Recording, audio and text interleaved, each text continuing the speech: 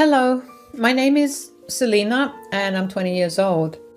I grew up in a pretty loving and close family, but my mom and I had the closest relationship. But she got sick with cancer when I was 12, and by the time I was 14, she was gone. She left me all her clothes, her family heirloom jewelry, and a college fund. But none of that compared to her actually being there with me. I was devastated, and so was my dad, Hank. Mom's death affected my relationship with Dad a lot. We barely spoke to each other, and he just let me do my own thing without ever questioning me. I miss my mom a lot, but I miss my dad even more. Somehow, I had managed to lose both parents at once. And then, about a year and a half after Mom died, Dad told me that he was seeing someone. Of course, I did think it was too soon, but he seemed happy and he was talking to me, and that made me feel good, so I was supportive of him. I met his girlfriend, at the time, Debbie, a month after he told me. They got married about 6 months after that. Debbie was an okay person. I mean, I was happy for my dad, but I didn't really care much for her. I was old enough to be aware of what was happening, and I knew that no one would ever replace my mom. I made it explicitly clear to my dad that I would never consider her my mother. He agreed with me, but he did ask me to treat Debbie with respect because she was still his wife. I accepted his wish, and I hoped he had talked to her about my wishes. But he either didn't, or she chose to not listen to what he had said, because as soon as they got married, she began to impose her ideas and values on me. I tried my hardest to fight back, but she always went to my dad about it. He was a man who only wanted peace, so he would stay out of it and ask us to solve it ourselves. I remember one of the many things she tried to get me to do was stop reading my favorite book series because she thought it was too childish. I'm going to nicely ask you for the last time to stop reading that stupid series. But why? There's absolutely nothing wrong with it. You're 17 years old, for crying out loud. No one will think it's normal for a 17-year-old to be reading some books about fairies and whatnot. Who cares about what others think? I'm happy with it. I'm not going to stop because you're embarrassed by it. That is no way to talk to your mother, Selena. I'm once again going to tell you that you are not my mother, Debbie. Oh, really? Then what am I? Some strange lady living in your house? At this point, it's better if I saw you that way. How dare you? Look, I only respect you as my dad's wife. Take it or leave it. You can't even think that I'd ever replace my mother. You will call me Mom, and I will make sure of it. But before that, I'm confiscating your books. You can't do that. I'll tell Dad about it. Let's see who he'll listen to, wife or his daughter. With that, she took away all my books and walked away with a smirk on her face. I tried to talk to my dad about it, but he told me he was too tired from work to deal with Debbie and my stuff. He asked me to sort it out with her myself. I remember feeling so upset and angry with him at times. I guess it was around that time that I realized just how much my dad prioritized me. He and his perfect job, perfect house, perfect wife, his life was set. Everything else that happened was none of his concern, even when it included me. He had never once taken my side on anything. He never even tried to reason with Debbie about anything, so I made the decision to just lay low after that. I realized that constantly rebelling and saying something would not help me in any way. I decided that I would move out as soon as I turned 18, because that was going to be my best course of action. Dad wouldn't be bothered by it, and Debbie, well, who cared about what she thought? So for the next year, I didn't say much at all. I didn't engage Debbie whenever she tried to start a fight, or even when she tried to force me to call her mom. She would invite her friends over to show off her luxurious lifestyle and her perfect family. In front of them, she would force me to call her mom, which I never did. Of course, that resulted in screaming matches afterward, but I couldn't care. Dad also did not care enough to ask me to call her mom, or maybe that was him just respecting the one boundary I had asked him to respect. Anyway, my not engaging Debbie only made her even angrier with me. I swear I could feel the hate rolling off of her in waves. As soon as I turned 18, I moved out. My mom had left me a sizable amount of money that would more than comfortably get me through college. I got into a college that was 2 states away and on scholarship too. After I moved out, I never looked back, although I did move out rather suddenly. So Dad and Debbie were thrown off guard. After I had reached my new place, Debbie called me furious. "How dare you just move out like that?" "Well, I'm 18, so? Do you not know how upset we are?" "Debbie, you've always been the one to tell me to behave like other kids my age. You know what they're doing right now, moving out. You should be grateful that I moved out without you having to say anything." "Don't try to act smart. Your dad's all sad and worried now, and it's all because of you. If Dad's so sad and worried, he can call me himself. I don't see why you have to call." "Because I am your mother. I have a right to know why my daughter moved out so suddenly without so much as a word." "First of all, you are not my mother, and I am not your daughter. Secondly, I moved because of you. You don't listen to me, and you keep trying to control everything I do. I don't want to have anything to do with you." You really think I'm trying to control you?" "I don't think so. I know. Even now, you're trying to control my decisions." "I am not. I'm only trying to do what's best for you." "Well, what's best for me is to move out, so goodbye, Debbie." It felt great to be out of Debbie's reach. Finally, I was going to be able to wear whatever I wanted and eat what I wanted without hearing anyone screeching in my ear about how that wasn't good. I was able to go wherever I wanted without needing to ask for permission days in advance. I was free. And boy, did I use my freedom. I went out and did all the things I was stopped from doing. And I'm talking about a lot of the mundane things like going bowling. Yes, bowling. I wasn't allowed to go because it was too provocative. Keep in mind, I only ever went bowling with my female friends and my dad, so I don't even want to know what she was implying. I barely kept in contact with Debbie or Dad because I didn't see the point of doing it. If they truly cared about me, they would have reached out to me themselves. Before I knew it, 2 years had passed by in college. I was a stellar student and I had made a name for myself around campus. By that time, I only spoke to Dad every month and that was it. He would tell me about how Debbie had almost forgotten about me, but whenever he did bring me up, she would turn all sour and change the topic, so not a lot had changed. Over time, Dad began initiating the calls too. I guess we just needed some distance to bring us closer. That or Debbie was genuinely driving him crazy with her antics and he needed someone else to talk to.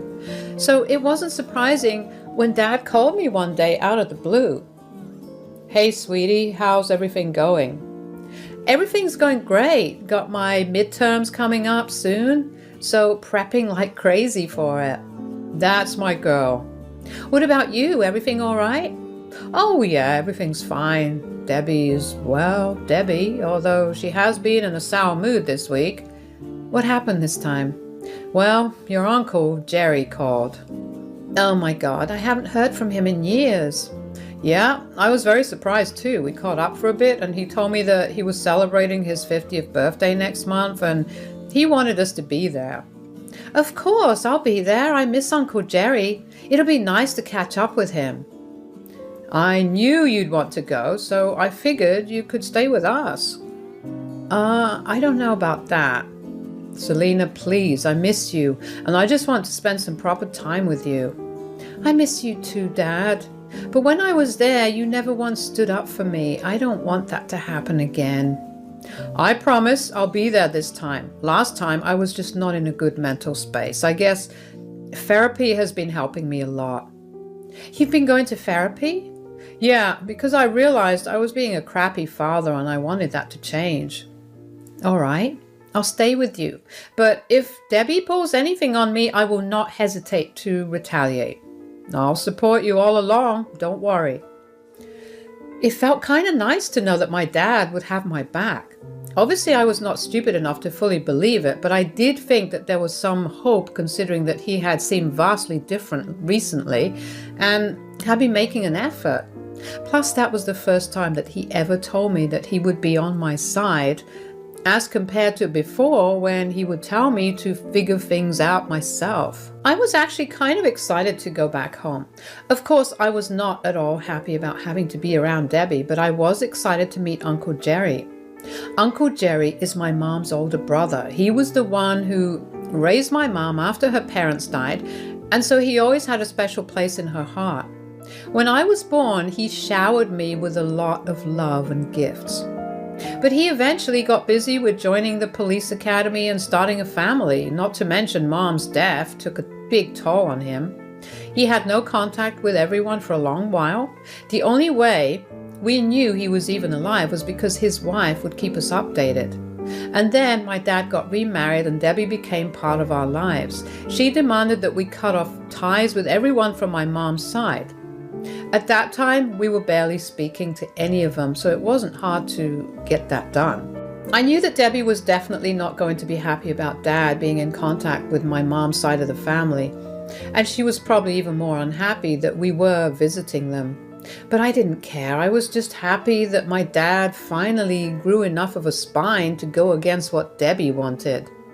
I finished my midterms and made my way back home. I made sure to carry one of my mom's dresses and her jewelry because I felt like it would be an appropriate thing to wear at her brother's birthday. It would have been like she was there with us. Dad picked me up from the airport and told me that Debbie was out for the day, so we had the day to ourselves. I was really happy about that. Dad and I spent the day out in the evening and we made our way over to Uncle Jerry's place. We all cried a little because of how long it had been since we saw each other. Thankfully, Debbie wasn't there. I bet she didn't like being reminded that my dad had loved someone before her. The dinner celebration was a blast. I got to learn a lot about my mom and her family at that time. I learned that Uncle Jerry got a promotion to sergeant of his precinct, which I was very proud of. I told them all about my college life and we had a good laugh. By the time Dad and I got back, it was well past midnight and Debbie was waiting for us. She seemed very unhappy. "Why were you guys out for so long?" "Relax, Deb. We were with family that we hadn't met in years. I told you that we'd be late." "Oh, so they're your family now? What happened to my family then?" "I think I'm capable of having more than one family." "I don't understand why you're being so mean to me right now, but I'm sure that it all has to do with this one. Isn't it, Selena?" "Well, hello to you too, Debbie. Don't be sarcastic with your mother." "You are not my mother. Stop it. I don't care whose house you go to and who you consider your family, but at the end of the day, I am your mom and you have to listen to me." "I absolutely do not. If you really were my mom, you would have checked in on me while I was at college." "I'm sorry, but I had other things going on. My life can't revolve around you." You know who would never actually say that? My mom. All the more reason that you could never be my mother. I told your father to pull you out of college because look at how disrespectful you've gotten. Neither you nor Dad would have been able to do crap to me. My mom paid for my college. You guys should be grateful that I even kept in contact with you. I was glad to have you out of the house. I don't need a spoiled brat like you ruining my home. Debbie, that's enough. I'll speak to you in our room. Why don't we all just call it a night and calmly discuss things in the morning? I'm so sorry about this, Sal. Good night. I was grateful my dad stepped in because, Lord knows, I was ready to punch Debbie. It was one thing to constantly insist that she was my mother, but to do it the same day that I had just come back from visiting Mom's family, that was a different kind of cruel. I heard Dad and Debbie arguing in their room, and I was happy to see my dad actually stand up for me. When I went into my room, I heard the door of my dad's room slam shut, and then the main door open and shut too, so I figured one of them must have walked out. I hoped it was Debbie, but I didn't go out to check. I removed my clothes and jewelry and carefully packed them all away. I then hopped into the shower and got ready for bed. I don't exactly remember if what I heard was real, but I think I did hear something in my bedroom while I was inside the bathroom. When I walked back out, I immediately felt like something was off. I had this intense feeling of dread. I quickly scanned my room and noticed that my suitcase was not zipped, which was not what it was like when I hopped into the shower. Someone had been in my room. I quickly looked around my suitcase and found all of my mom's jewelry missing. I felt panic rising through my chest. These pieces were one of a few things I had left of Mom's. I calmed myself down and walked to Dad and Debbie's room. Debbie answered the door. "What do you want?" "Where's Dad?" "He left a while ago, after we had a fight, thanks to you." "So you've been at home all this while?" "Yes." "Does that mean you were the one who entered my room?" "Entered your room? I definitely didn't do that. I mean, what do you even have in there for me to walk in?" "My mom's jewelry. You've been consistently trying to erase her from Dad and my life. And we just had a fight about it." "So? That doesn't mean anything?" "Why are you sweating so much? Are you nervous?" "Ha! No, I was just out trying to find your father." "I just thought you said that you were at home all this time." "Stop hounding me! Leave me alone!" I knew at that moment that Debbie had been the one to steal from me. Her audacity was truly astounding. It made me realize just what extent she would go to just get what she wanted. I was furious at her, but I was also tired. I knew that constantly asking her about it would lead to nowhere, so I called my dad and informed him of what happened. He was at the park, but he rushed back home. He told me not to worry about a thing and that we would get it back, although I didn't want him fighting with her again. I asked him if I could handle things in my own way, and he gave his permission. He also told me that he had something to do the next morning, so he wouldn't be there for breakfast. It was about 3 a.m. by the time I fell asleep, and I was exhausted from all the traveling and the roller coaster of emotions. The next morning when I woke up, Debbie avoided me like the plague. And of course she did. She knew that she had stolen from me, and she was wary of what I was going to do. As soon as I was done with breakfast, I decided to call Uncle Jerry. "Hey, Uncle Jerry, I need to talk to you about something."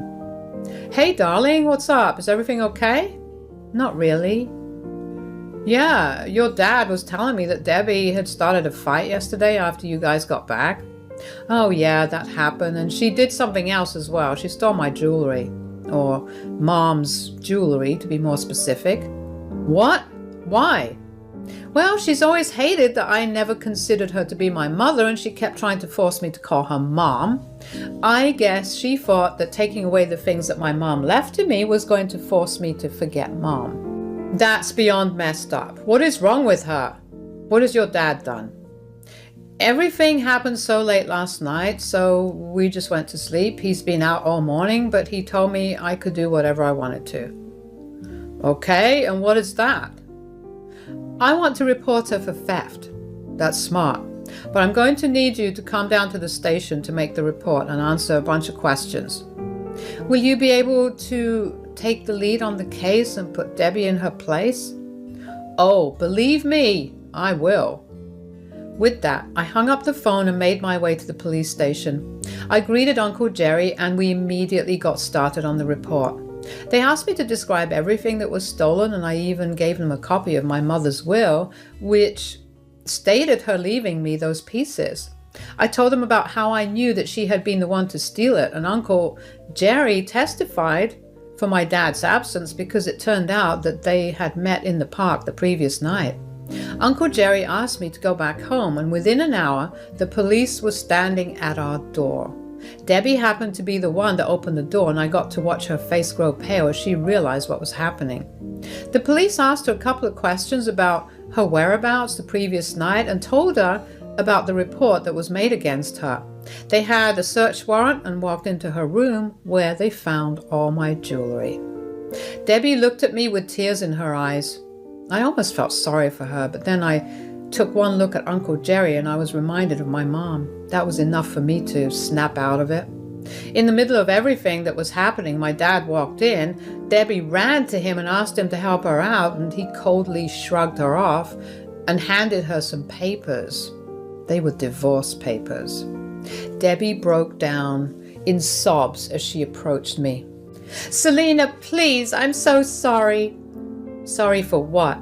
"For pushing you too hard and taking your jewelry." "You didn't take anything from me, you stole it." "Yeah, whatever you want to call it, I'm sorry." "Are you really sorry or only doing it to make a show of it?" "I am. I'm sorry. I was not thinking straight and I acted on impulse. I just want to go back to having my lovely family. Please, just forgive me, and I'm sure your dad will too." I'm not responsible for what my dad does, but I'm sure as hell not forgiving you. You've made my life hell for years, and this is the smallest price that you can pay?